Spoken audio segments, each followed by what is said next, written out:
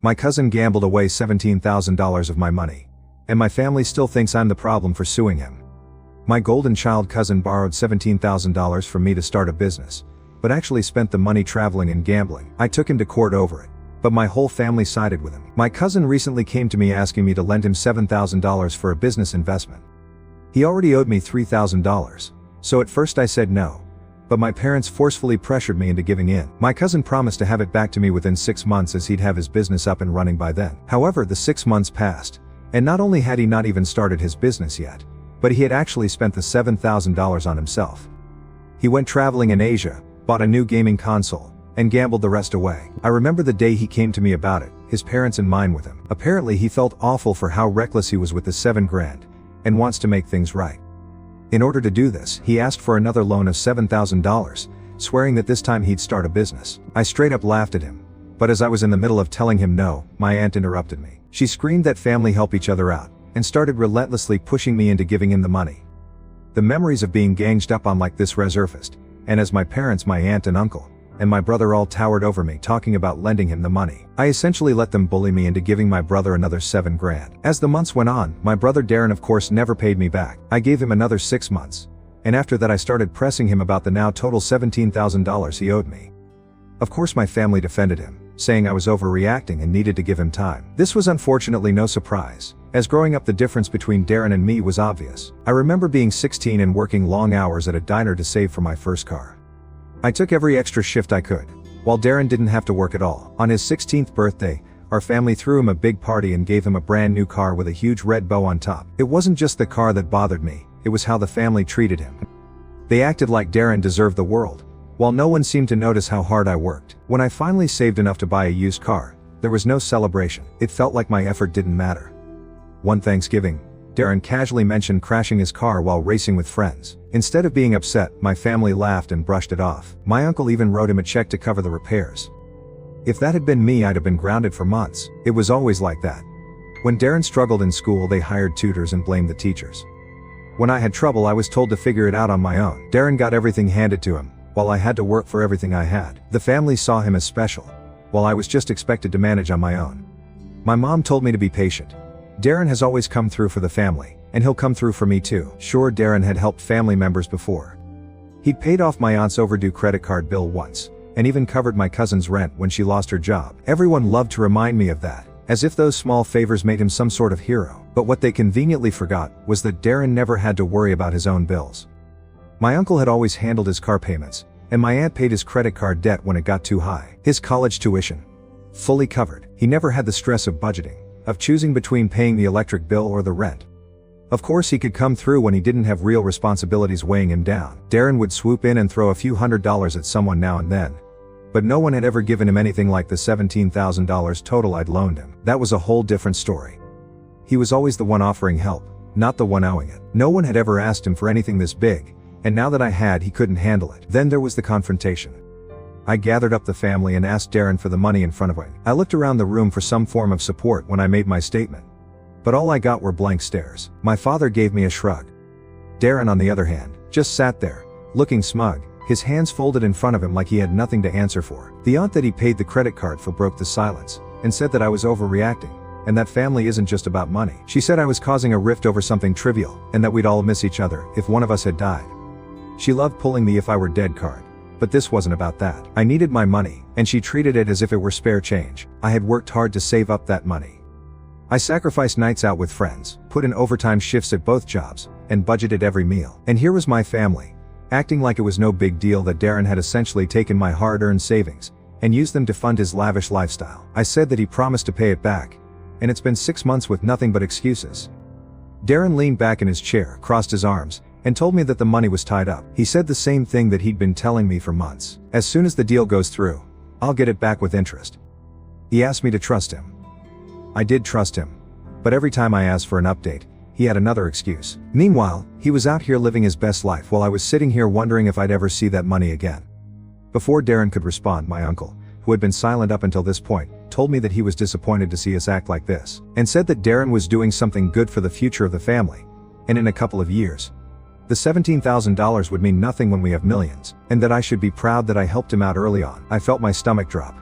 I told him it was fine and left it there.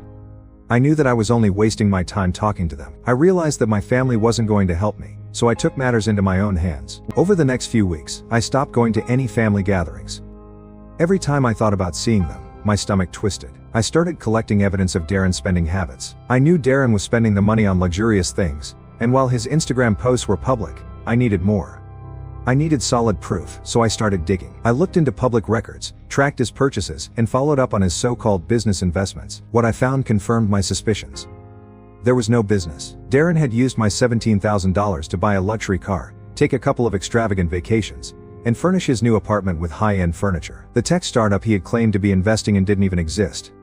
With this information, I decided to consult a financial investigator. It was a tough decision because it meant involving a stranger in family matters, but I didn't see another option. The investigator was able to track Darren's spending even further, and provided detailed reports that laid out exactly where my money had gone. As I looked at the final report, I felt a strange mix of relief and anger. Relief that I finally had concrete proof. Anger that I had let it get this far. But now, I had something undeniable. My plan was to present to my family to finally get them to see the truth. When I called for another family meeting, I knew it wouldn't be easy. But I thought, maybe with the evidence in hand they would finally believe me. I was wrong. Sitting around the same dinner table, I presented everything, including the investigator's report, the public records, and screenshots of Darren's lavish spending. I even had a timeline that outlined how, from the day I loaned him the money, Darren had been using it for personal gain. At first the room was quiet. I expected shock and maybe some apologies for not believing me sooner. But what I got instead was disbelief. My mom said that couldn't be right, and that Darren wouldn't do anything like that. Darren tried to play it off. Some of the money went toward business expenses and he spent some of it on himself. But that's just how business works, he explained. He said he had to look successful to be successful. I confronted him again and told him that he took my money under false pretenses and used it for his own benefit. That's fraud. At the word fraud, the room tensed. My father's face turned red. My uncle shifted uncomfortably in his seat. And my mother just stared at Darren, as if waiting for him to make it all better with some magical explanation. Darren again tried to explain, saying that he needed to invest in himself as well. Even if he got carried away, he said he would pay back every dime. But the damage was done. The evidence was clear. Darren had lied. And now, everyone in the room knew it. I thought I had him. He was playing checkers while I was playing chess. But even after everything they heard and had seen, my family continued to side with Darren. They refused to fully hold him accountable. My dad sighed, rubbing his temples. He was clearly frustrated. He wanted me to understand Darren was under pressure, and that he was just trying to make something of himself and mistakes happen. But this wasn't a mistake. Darren didn't accidentally take my money and forget to pay it back. He lied to me, took what I worked hard for, and had no intention of returning it. Then my mom gave me a sad look as if I was the one in the wrong. She didn't side with me. Instead, she hinted that maybe I should have given Darren more time. After all, Darren wouldn't hurt me on purpose. Her words hit harder than I expected. How could they still see him as the victim? I was the one left hanging. But they acted like I was causing the problem. It wasn't about giving him time. It was about trust, and Darren had shattered that. My uncle let out a heavy sigh, and for a second, I thought he might finally understand where I was coming from. But no, he just reminded me that family is more important than money. They didn't want this to tear us apart. I stood up, feeling the weight of it all. I couldn't keep fighting them, or keep pretending everything was okay. The next day I went to my lawyer and filed a lawsuit against Darren for fraud. It wasn't an easy decision, but it was the only one I had left. My family had chosen to protect Darren at my expense, and I wasn't going to let that slide. I had worked too hard for that money to let it slip away without a fight. Once my lawyer served him the papers, I knew that this would lead to my family disowning me.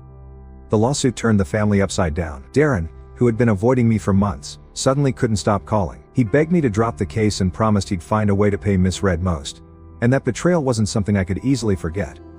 As for Darren, his reputation was in tatters. He is in the works of paying back the money. No one trusted him anymore, so he couldn't pull the Rob Paul to pay Peter scheme that he normally conjured up. At least in the end, I got my money for the down payment on my first house, and the interest helped me pay for some new furniture, back. When that didn't work, he'd lash out, accusing me of ruining his life. But I wasn't buying it. Duh. I'd heard his excuses too many times before, and I knew better now. My parents were furious. They didn't care about the money anymore. To them, I was the one destroying the family, but I wasn't backing down. The court proceedings dragged on for months, with Darren's lawyer trying to paint me as unreasonable. During the trial, I was shocked when my uncle took the stand to defend Darren. He was there to testify that the money I had loaned Darren was given in good faith, not a loan at all, but for support. He claimed Darren had made efforts to get other family members to invest in his business too. as if that somehow justified everything. He said that I was one of the many who offered the money since I knew that starting a tech company would need a lot of startup capital. I remember Darren coming to me and asking if I wanted to be part of it, my uncle said, looking directly at the judge. He told me about the business, about how it was going to take off, and he just needed help from family. We all knew he was doing something important for his future. This wasn't a part of some scam. He made it seem like I was one of the many, but none of the others had actually given him money. That part was left out. The whole thing was framed as if Darren had been doing the right thing and I had simply misunderstood the situation. But the evidence spoke for itself. They didn't know that I had all the messages between us that showed him saying that he would pay me back. Between this, the investigators' report, Darren's spending records, and his own inconsistent testimony, it all pointed to one thing: fraud. In the end, the judge ruled in my favor. Darren was ordered to repay the full amount, plus interest, and was fined for his fraudulent actions. I wish that the court ruling brought some sense of closure. But the truth is, my relationship with my family was forever changed. They apologized, of course, once the ruling came down, but their apologies felt hollow. They had chosen Darren over me when it mattered.